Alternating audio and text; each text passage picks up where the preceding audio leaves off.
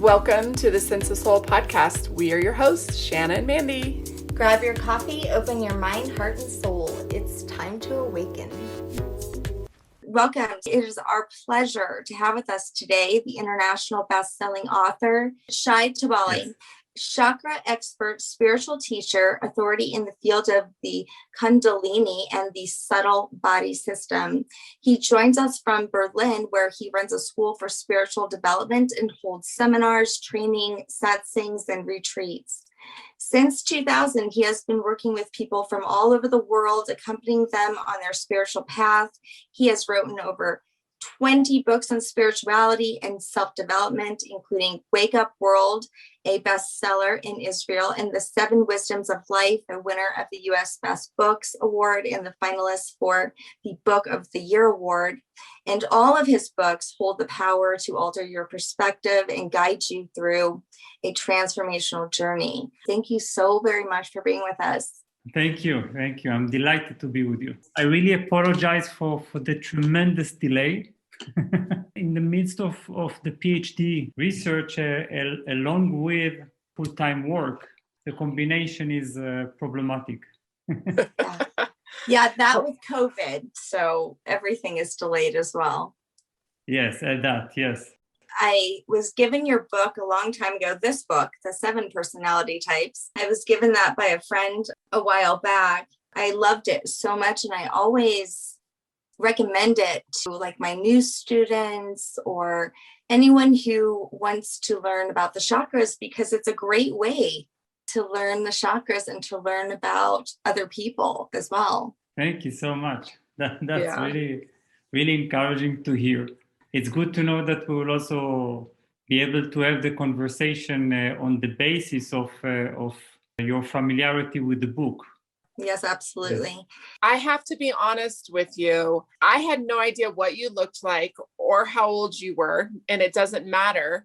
But when I hopped on last night and was doing some more research on you, I saw that you are the same age as Shanna and I was like, oh my God, this man has written 20 plus books and he's the same age as us. What, did you start writing books when you were like 2?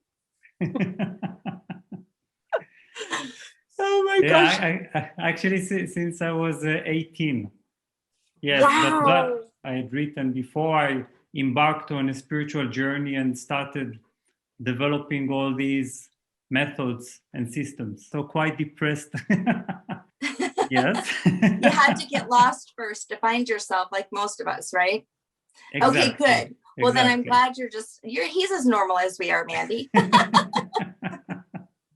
So let's talk about that. On Sense of Soul, we've taken our pain and made it our purpose. Can we just start from like your childhood and your upbringing and then talk a little bit about that pain turning into your purpose? Oh, wow. That's a question. First of all, this is a very profound point, turning pain into, I sometimes call it turning pain into Dharma, turning pain into our teaching. In our greatest pain, this is our greatest teaching. Eventually, when we become teachers, what we teach is our transformed pain, or transformed struggle, or transformed life theme. So yes, I would say that in my own case, it was a lot around belonging, the sense of belonging or not belonging at all. And ever since I was a child, I had this kind of peculiar feeling of not being so much a part of the world or society or the culture I lived in. Religion, everything felt, even the body, felt so unfamiliar, almost foreign. I think I retreated to the world of books and book writing in a very early age. I remember myself when I was 10 years old, I was writing frantically essays on the meaning of life while not even understanding what it was that I was writing. Then I became also a journalist in several newspapers. But that sense of non-belonging, I think, accompanied me for many years until the age of 21, when I felt that this kind of strangeness or foreignness needs to be resolved once and for all. And then somehow, you know how it is, somehow as spiritual books began to reach me. And there started my journey. Started in India with several spiritual teachers. And interestingly, or not surprisingly, I now teach. The whole point that my teaching is about the experience of belonging, being a true part of the world, a true part of your body, agreeing to work with the actual materials of your life, but also, of course, while retaining this sense of non-belonging in the sense that we are also spirit, essentially. That is also kind of like what we discovered. It was like we're looking and looking and looking for this more. And then when you get there, it's actually the less. Then in that less, it's a space where you can then connect to everything. So it's like one of those oxymorons. Mm-hmm. Less is nothing, nothing is more, until you experience, do you really understand? But it is hard to explain in words. Yeah, I agree. Yes. This is actually a moment of truth, I think, because if there is a psychological part in us that wishes to escape the world, then we would, in a way, take advantage or exploit this free part of our consciousness to only, let's say, fortify the wall that separates us from the world. And this is exactly, it's a very delicate point to encourage people to use this state of freedom, of inherent freedom of their consciousness to actually return and embrace the world. You see, because if you're free, then you're fearless. If you're free, you cannot be damaged. You cannot be ruined. Right. So when I'm talking about this with, say, someone who has no idea, right? They're like, what the hell are you trying to say? I'm not getting it. One of the best ways I can actually help somebody see this is by trying to get them to understand that we are a multidimensional being. We are energy. We're not just this meat suit. We have energy, and energy is everything. And so it's one of the things that I'm excited to talk to you about, because this is something, it seems like, really lit a fire under you to figure out and put this into words for people to understand. This sense of being a multidimensional being. Our energy body, our subtle body, the centers that we have that then connect us with everything else. Yeah. How did you become aware of that? It had all started extremely innocently and without any ability to name any of these experiences, because it has started as a very powerful form of spiritual awakening. Actually, that one that was quite uncontrolled. I didn't understand. My first teacher wasn't very collaborative in explaining to me what it is that was happening. And that left me quite perplexed and even overwhelmed for several years. That was in my early 20s. Wow, for years? Yes. Okay. And I certainly didn't know that what was happening was a Kundalini Awakening. Mm-hmm. And that what are all these movements in the head and movements in the spine and so on. I even ended up going to MRI examinations over and over again to make sure I had a CAT scan. Yeah. I see. Yes. And then the doctors always say you have nothing. It's psychological. So then I was blessed enough to come across a real yogi, an American called Dr. Gabriel Cousens. And Gabriel Cousens is a Kundalini expert. He had been actually initiated by the yogi Muktananda, Swami Muktananda, who was the student of Bhagwan Nityananda. When I met him with all my, in my completely overwhelmed, dumbfounded state, And I described to him this condition. He looked at me and he immediately knew everything, knew what was happening. Wow. And then with him, he enabled me to understand, to give names to everything. Then I realized, because this is a tradition, the Nityananda tradition, is their expertise is in Kundalini Awakening, specifically. That's all they do. It's all about energy transmissions and the profound knowledge of the Kundalini. And these actually led me eventually to my own expertise, to my own life work that culminated in all these chakra books and Kundalini books.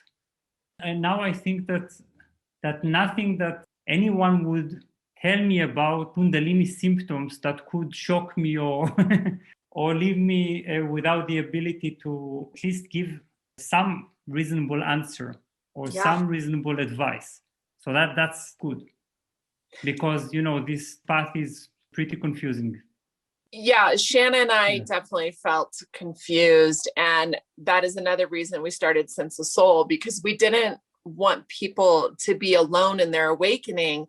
She, like she said, had an MRI. I was diagnosed with fibromyalgia, and so was she. We thought we were going crazy, and we were so lucky to have each other. So that's why we started Sense of Soul, so that if there's someone else out there, we can be there for them. Can you explain a little bit in detail what a Kundalini awakening is? Sure. Well, I think it's pretty known that traditionally there is a sort of tremendous reservoir, unbelievably tremendous reservoir of life force that resides at the very base of not exactly the spine, but the base of a subtle spine that is traditionally called the Sushumna, or the central column. Now, this life force is ordinarily minimally pumped up through the central channel and is spread throughout the subtle nervous system, providing life force also to glands and to organs and to nerve plexuses. But mostly, the most important element of this life force, which is the spiritual consciousness, or our cosmic being, remains dormant. Now, what happens is, when we begin to even aspire to reach heightened states of consciousness, even in meditation, even in a retreat, to leave the world behind, even if momentarily, what happens is that this life force is steered, and sometimes some of it is released through the central channel. So whenever it is released through the central channel up all the way to the higher energy centers, we can call it the nerve plexuses, the subtle nerve plexuses, which we call chakras.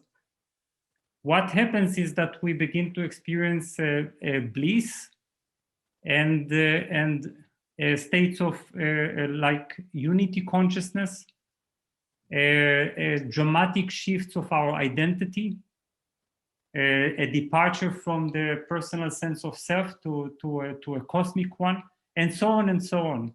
Sometimes this goes wrong.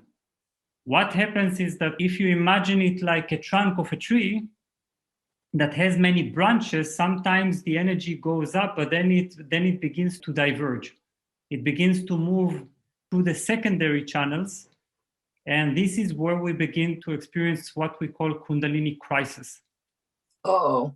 You see, so a spiritual teacher with an expert in Kundalini, his role is to guide or re-guide the Kundalini through the central channel. Because if it reaches all the way to the top of the head, nothing can go wrong.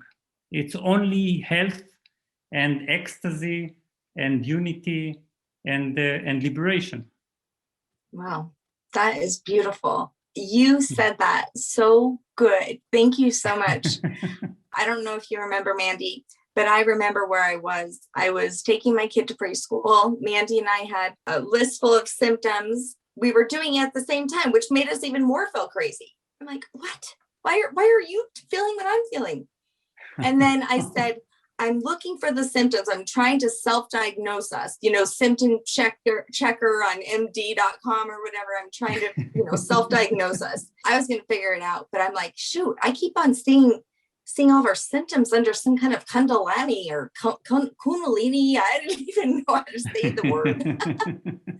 And I was like, I don't know what that is, but sure does seem like we have a lot of those symptoms too. Other people have said it on like this blog. I don't even know where I found it.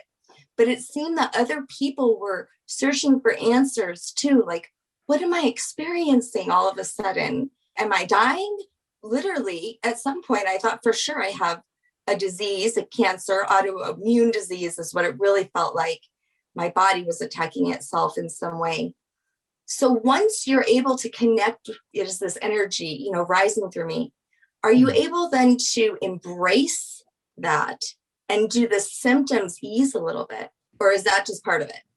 I would say that if we become able to control this Kundalini, because the whole purpose of the spiritual journey, whether we are conscious of it or unconscious of it, is to be able to become masters of Kundalini.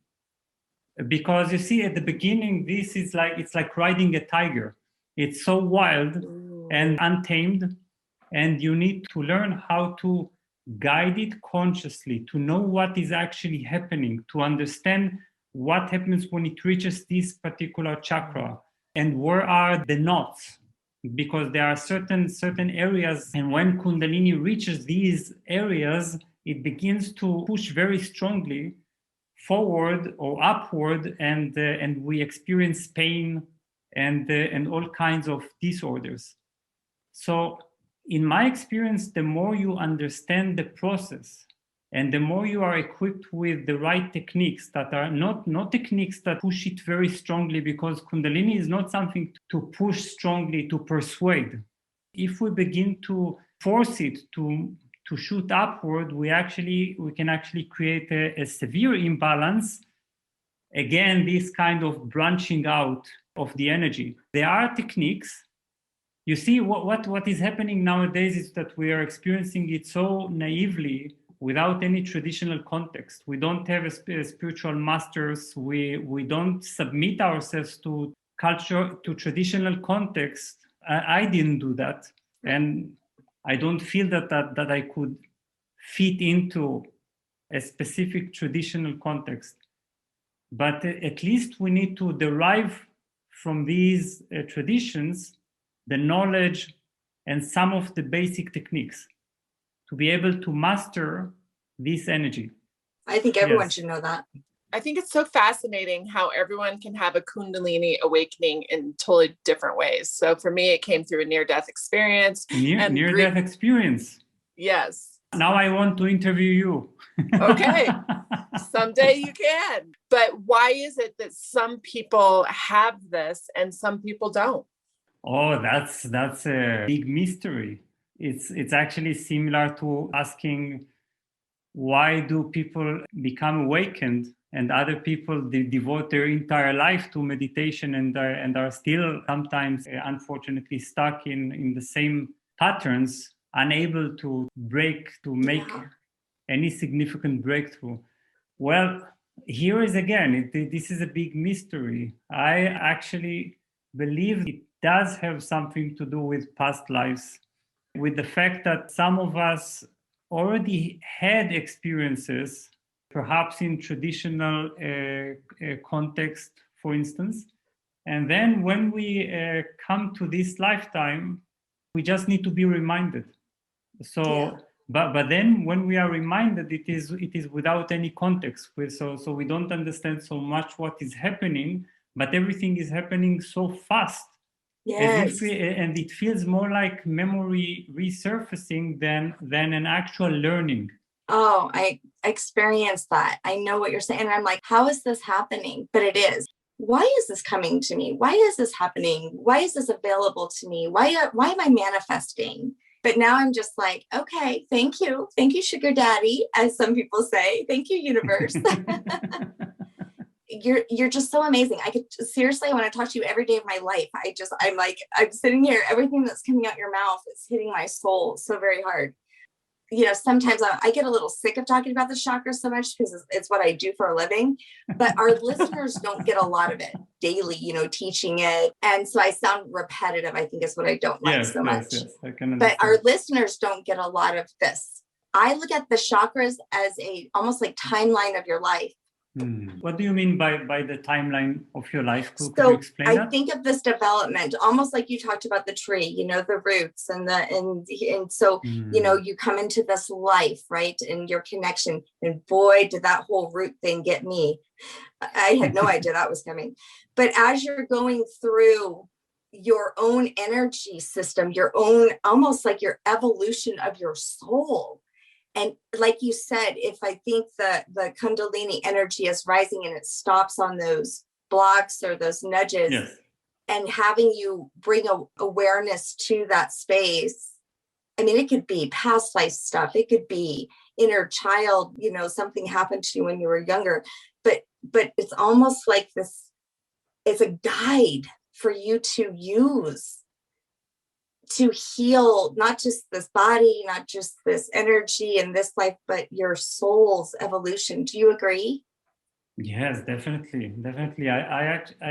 I consider chakras to be our inner roadmap.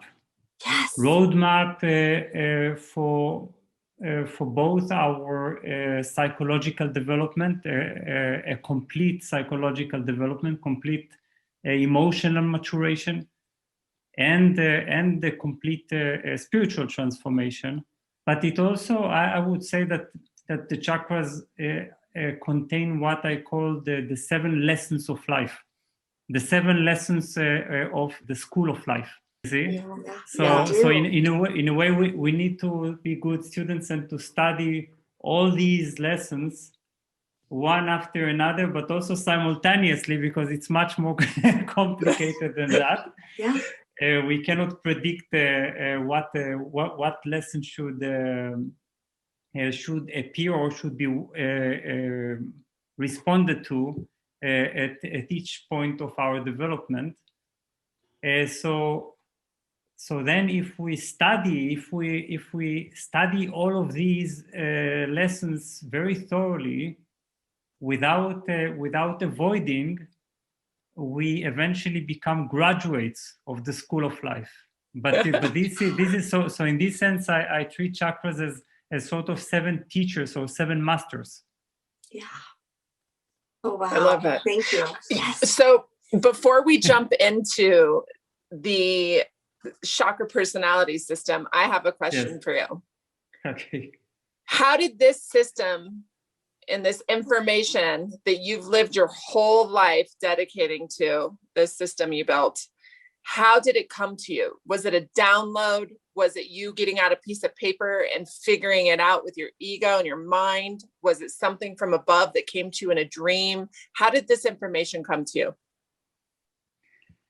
Well, some methods they actually come in a dream, for instance, but this specific one, I would say that it came. It was just as you said. It was downloaded, just like that, because I started delving into the chakra system. This is where I wrote the first book, the 7 Wisdoms of Life, which is more of an introduction to the lessons, to the 7 lessons. But then what happened was that in a way that was downloading and observation of people and of myself, I came to realize that the chakras have a personal or individual aspect that actually never been explored. Not profoundly, for sure. This reality was verified again and again and again through people that I know. And then what was funny was that I started, after diagnosing or analyzing people in this way, I started realizing that people were actually simply playing out this pattern. So they're being their chakra personality type in such a convincing way Yeah. and predictable way, I finally had no doubt that this was actually our reality, our human reality. And, you know, just for our listeners, the 7 main chakras go up and down that Sushumna, and the Sushumna is almost like a hollow reed where your energy is going to flow on a good day and your chakras will spin and transmute energy out to exactly the amount it's supposed to on a good day. You know, I have found that the energy of the heart is the one energy that is so big and so powerful that can connect to everybody else. Well, I would first ask you whether you identify yourself as a heart chakra personality type. I thought I was. And here's the great thing about your book is because I assumed 100% that's mine. But guess what? I was actually Yogi. I was actually the crown chakra with heart as my second. Oh, that's wonderful. Wow. Okay. So that's highly spiritual. It's also very balancing to have the heart as your second, because that means that you forever retain a bridge, keep a bridge that connects you to the world. So that's beautiful. Oh yeah, I love what you just said. Mandy's actually was heart, and her main one was throat. And that is Mandy. Mandy has taught me so much about being vulnerable. I see. I know. Shut up. I need to listen more. Your book was so fun. So that's what was so great about it, was that Shanna had our coffee and we were sitting in her house and we were going through the book and taking the little test and we were giggling and we were laughing and we felt like we were part of the book. Like it was a really fun activity for her and I to do. I mean, it was so fun to do this. This was years ago when we did it. What's really interesting is that my partner, his strength was on the completely other end of the spectrum. He was root. And I thought, how interesting. How interesting. That's my struggle. That's always been my struggle. Not anymore. Believe me, after years, I'm good there. But that's interesting how we attract people in our lives, possibly, where to balance us. Do you find that to be true? Definitely. Where there are also some combinations that are better than others. Because otherwise, because if there are not, they are too contradictory, there can be easily a conflict or a tremendous misunderstanding. Yes. But it is, of course, this is also related to our secondary types, because they can balance our type to a degree that we would be able to eventually engage with somebody who belongs to a very different or even opposing chakra type. But yes, we do come together also as friends, by the way, not just as or colleagues, in ways that balance or help us enjoy the other's expertise. And I'm not talking about professional expertise, but expertise in life. You see, certain skills, certain inclinations that we lack. On the other hand, we also find ourselves attracted to people who share, to a certain degree, our shadow or our challenge. Yeah. Yes. Because chakra types, they also have their shadow. They're more difficult learning, and also they're more those things that they would not like to admit, that they would like to suppress or to look away from. Yeah. Well, so let's break it down for our listeners. Yes. Let's talk about those 7. If you could just run through the 7 different personality chakra types. First of all, we should remember that the principle is that each individual has a sort of a soul print which is a major chakra that guides or gives shape to his or her personality. So there is this major chakra, and this major chakra determines the way we perceive the world, the way we interpret the world, the way we determine our values, what is most important to us, what is not important to us at all. And also our greatest challenge or our greatest friction with life is determined by our major chakra type. Then there is a secondary chakra type, which determines the way of our expression in the world, how we are going to fulfill our capacities, what is the way we are going to manifest, to use as our main form of fulfillment in the world. And then there is also a supportive chakra type, which is a very powerful skill. Now, this doesn't exclude the fact that all of us can have a varying degrees of other strong chakras. Because sometimes people get almost insulted and then they say, why? Can't I be all the 7 chakras? Why should I put myself in a small box? But in the real world, we cannot be all of these personality types because we must manifest or embody a certain aspects more than others. Yeah. Even if we are completely open-minded and completely broad in our perception. So even great spiritual teachers, they have their major chakra type. Now that we understand the principle, we can briefly explore the personality types. And please stop me for questions if you want. Nope. Because I feel Music to my ears. You're great. I'm learning a lot. Okay. So first, the root chakra type personalities, that's what I call the builders. And the builders, they constitute the majority, or estimate them as 40% of the world population just for fun. It's not an actual statistic. And they are obviously the most grounded personalities. They are routine lovers. They love to indulge in details.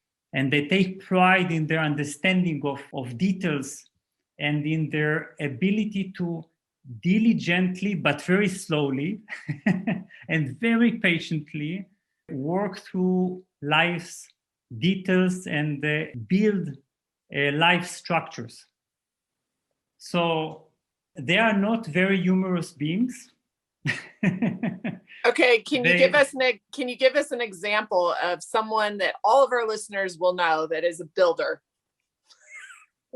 Oh my God. First name that comes to mind is Confucius, the Chinese master. Yes. Okay. Yeah. Because it was all about teaching morality and conduct and respect. And you mentioned before ancestry, respect to the past and to tradition, the feeling of building very slowly on the solid foundations of the past. You see, so they love territory, they love family units, they love belonging to great traditions, and they feel very confident when they rely or draw on these sources.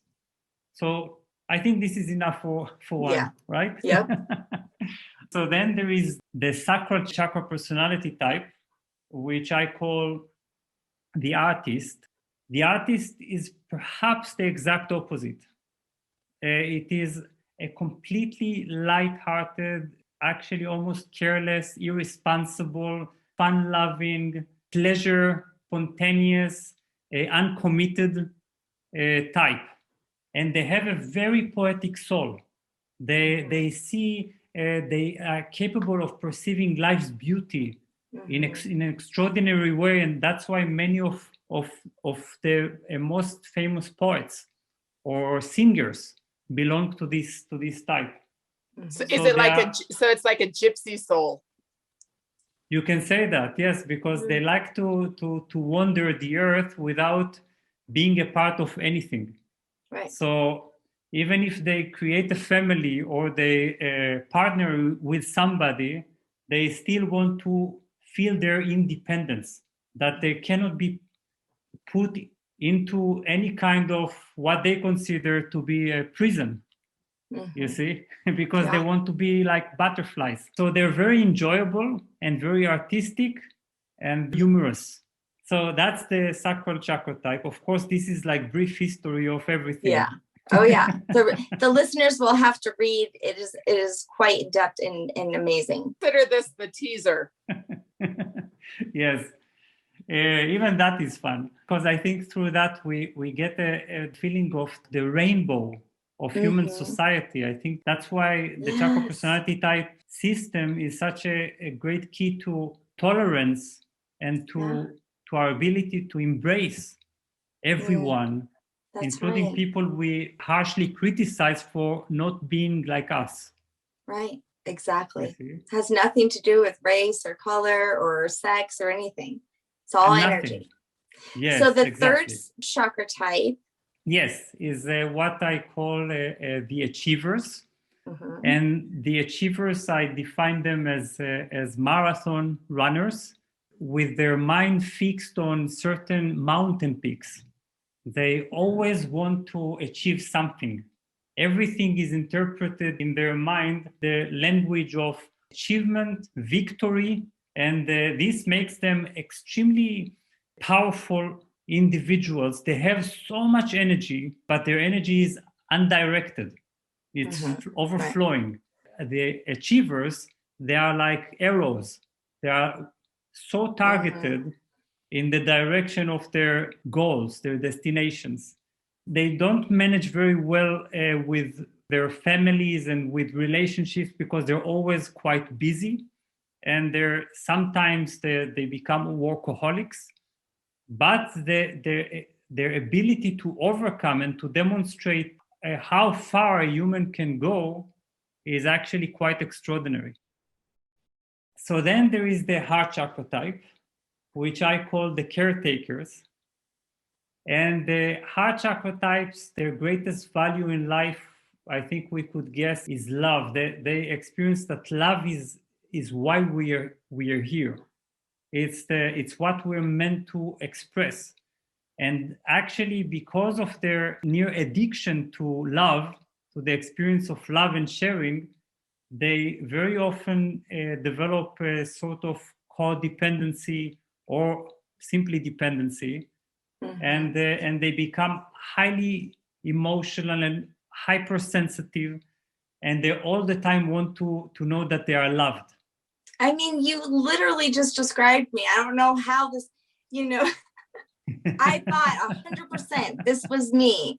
It was equal. My totals were equal. But when I read the Yogi, I was like, oh, that's definitely more me. There is a difference between when we identify our major chakra type, we feel that it is a very high percentage of closeness to our own innermost experience of life and of ourselves. But our second chakra type also feels very close. So sometimes there is some competition that takes some time until our self-identification stabilizes. Well, and I think, Shanna, the yogi part of you was bottled up in your upbringing, and now it's been unleashed. Yeah. Well, I think most of my issues were in the heart chakra, but they were earthly things or, things I was working on. You're right. It's amazing. This book actually really helps you figure this out. So what is the next one? The fifth chakra, speakers. Yes, or the educators. All of these are synonyms. They are the influencers or the speakers. The Martin Luther Kings? Oh, yes, definitely. Yeah. I have a dream. They are dreamers, visionaries, and they see very far. It's as if their gaze is turned to the far horizons of human society and the future. They are future-oriented. They always think of what is possible, what is the potential, how humanity could be, and how their life could be. They have this kind of intuition that guides them toward fulfillment of great visions. Now, sometimes visions are too broad or too ambitious, and they get caught in their own visions because they experience a painful gap between what is and what could be. And that would be a bit confusing because they really experience themselves as if in this vision, as if it has already happened. So they are very strong influencers, and their greatest joy in life is when they know that they have affected someone's life or some people's lives dramatically. They know how to spread ideas and how to express them in ways that many people can understand. Is that one of yours? That's my secondary. I can see that being your secondary for sure. It sounds a lot like actually the next one in some way, the third eye. Yes, the third eye is definitely what I identify myself with the most. That's my 100%. That's what I see for you. Yeah, for sure. So explain that, how you think you are. Okay, so ever since I was a child, I was an observer. An observer, which means that we said that I think at the beginning of the talk that I'd always felt a sort of a sense of non-belonging, like I couldn't be a part of the actual human experience or a part of the body. Now, this is inherent in the experience of third eye chakra type. This is because they are naturally observers. They look and they aspire to understand. But this actually traps them in a sort of experience of scientists, as if they've become the examiners of their own experience. So there is always some kind of a gap between them and the experience of life. They tend to analyze. This is also their greatest gift, because what they give to humanity is orderly thought and very clear patterns that make people analyze their own experience and follow these patterns. For instance, you think of Freud, Sigmund Freud, Einstein, Carl Jung. Oh yes, definitely. All those who come up with very original systems. Yeah. Pro chakra type, they know how to spread them, how to interpret them and translate them and give them the right language. But sixth chakra type, they usually come from the world of the academic world. They sit with books all day long and spend hours in thinking alone. That's definitely my son. Do you find that these are genetic traits? Like my husband's like that, and my son is like that. Do you find that you see these personality chakra types through ancestral lineages? Well, I haven't noticed that. That's an interesting thought that I need to examine. I'll do that research for you. Shannon and I will do that research for you. We'll start observing that. The only problem is we're not third eye. Yeah, we'll send it to you, and then you write the book on it. Okay. So we'll do the research. We'll send the info to you. You write the book. All right, deal. All right, let's talk about the yogis. Yes, yogis are the crown chakra type, the uppermost point of the entire chakra system.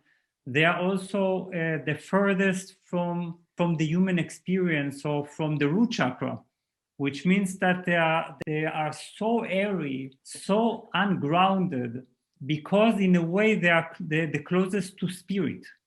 You see, the sixth chakra type, they are already closer to spirit in the sense that they are closer to mental thought forms, to ideas. And the throat chakra type, they are closer to visions. So there is a sort of gradation of airiness. So with the crown chakra type, they have always the feeling that they do not belong to the world, because they actually belong to spirit. That for some reason, they find themselves in a world of appearance, in a world of forms, but they feel an incessant longing to return somewhere, to retire from life and be in the realms of the spirit. So when they live in the right traditional background, or when they are supported, they would probably find themselves going to ashrams or to monasteries, or devoting themselves to some kind of spiritual journey. Or to your closet in your house, if that's all you got because you have a family. Always told Shanna, since Shanna and I have been best friends since we were 15, and I always told her, Yeah, I always told Wonderful. her that I felt like she was a Mother Teresa. Mother Teresa is a good combination of a heart and crown. Yes, yes. Wow, that is strange. Funny, because when I first discovered my inner world, I didn't want to come out. I was just fine there and desired to stay there as much as I could. I don't think there has been very many days since I started my journey in meditation that I haven't meditated in a day. I mean, if I don't, I would freak out. I don't want to be here all day. You know, and then I think back to when I was a child, how many times people were like, you're such an airhead. You're in your head. You know, you're spacey, you're space cadet, stuff like that. It's actually more difficult for me to be mindful than it is for me to meditate. To me, it makes a lot of sense because that's the type, you see. So, and that's natural. I think for the crown chakra type, in my experience, that they experience the greatest relief when they are finally able to identify themselves as such, you see, because they are the ones who wander the earth the least consciousness of their type or their inclination, because it becomes so heavily suppressed. This is probably the most judged inclination in society. You see, where are you? And you know what else I struggled with during my journey is that I used to say, who needs a body? I don't need a body. I'm a soul. I don't need a body. I don't need an earth. I don't need to be grounded. I don't want to be grounded. I don't need that grounding cord stuff. I don't need it. I'm a soul. And I didn't want to connect with my body. I forced myself to. I had to train myself to actually do that, because you can't, in this human three-dimensional life, live in your seventh chakra, especially not with 4 children and a family. It doesn't work. I have a question. Have you found that there's a certain chakra personality type that has more addiction issues than others? Oh, definitely. The ones that have this inclination the most, but for very different reasons. So the sacral chakra personality type and the solar plexus chakra personality type. So the artist and the achiever, and for very different reasons. The sacral chakra type is because they like the experience of pleasure and the experience of climax, or experiencing the greatest pleasure or the greatest bliss possible, that they want to induce these states, you see. Euphoria. Yeah, exactly. Yes, to feel the happiest. And then there is the solar plexus chakra type, and they are inclined toward addictions because of their intense workaholic lifestyle that makes them look for distractions, but also because sometimes it's simply another form of conquest for them. You see, it's obsession. Obsession can easily be transformed into addiction. Yeah. So would empaths go under the caretakers, correct? Definitely. How does understanding the 7 personality chakra types help you and guide you in life? A lot. First and foremost is self-acceptance. This is, I think, probably the most important element, because when we understand that our patterns, both our excesses and our inclinations, they have a deeper origin, a deeper meaning, that this actually means that we have a role in the world, and that it is a positive role. It is a sort of embodiment that is essential for everyone else, because there are gifts in it. It is, I think, such a great relief. It's the feeling of belonging to yourself, of being able to feel comfortable in your own structure, in your own pattern. And this also helps you to shield yourself from all the environmental demands and pressures that tell you should be like us, basically. This is what every chakra personality type tells the other. So we hear so much how we should be, and then we internalize this should be, And it becomes what the problem of non-self-acceptance, you see? Non-self-acceptance is always caused by an internalization of social voices. So we can actually uproot these expectations or internal voices by knowing with confidence and with joy who and what we are. This doesn't mean that you shouldn't change. This doesn't mean that you shouldn't develop or that you shouldn't remove or balance some excesses of your personality type, but only if they are damaging. Right. You see? Only if they're really self-destructive, but otherwise we can even embrace with joy our so-called imbalances or excesses. You see, for instance, you knowing that you need meditation and sometimes you don't feel like being a part of this world, and that's healthy. That's how the divine, the universe, has shaped you, and that's a form of divine will to be you. Until my hips and my legs start aching, and then I'm like, oh, okay, fine, root chakra, I'll give you some energy today. And then I'm going back into my inner world. But you do, and that's what will happen. Your body will tell you through pain or whatever that you need balance. And so just that discernment and always listening to your physical body for those messages of your mind, body, and soul all working together, always just listening and paying attention, being that just observer. And what is it telling you? Where do you need balance? Where do you need attention? Exactly. You've been working on another book? Yes, book titled 7 Chakras. I can't wait for the new book because the way you explain it is fun and easy to understand. I'm very grateful for you. And now it's time for Break That Shit Down. I'm sorry? Break that shit down.